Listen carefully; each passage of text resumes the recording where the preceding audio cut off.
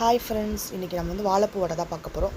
அதுக்கு நான் மேலே இருக்கிற தோல் எடுத்துகிட்டு அந்த உள்ளே இருக்கிற எல்லா வாழைப்பூ இதழையும் எடுத்துகிட்டு அது உள்ளே இருக்கிற நரம்பையும் அந்த வால் பகுதியை நீக்கிட்டு நல்லா சின்னமாக கட் பண்ணி எடுத்துட்டேன்.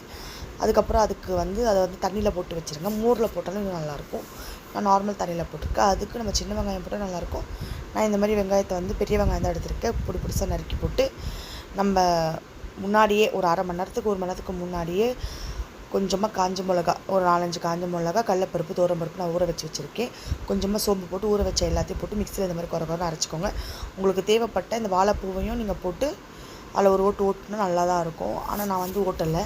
எல்லாத்தையும் சேர்த்து இந்த வெங்காயம், உப்பு எல்லாத்தையும் போட்டு நான் இந்த மாதிரி சேர்த்து பிசைஞ்சு வச்சுக்கிட்டதுக்கப்புறமா நல்லா ஹீட் ஆனதுக்கப்புறம் ஒரு வானலில் எண்ணெய் ஊற்றி எண்ணெய் நல்லா சூடானதுக்கப்புறம் இந்த மாதிரி வாழைப்பூவை தட்டி போட்டு முன்னும் பின்னும் திருப்பி எடுத்து இந்த மாதிரி எடுத்து வச்சிங்கன்னா சூப்பரான வாழைப்பூ ரெடி ஆயிடுச்சு.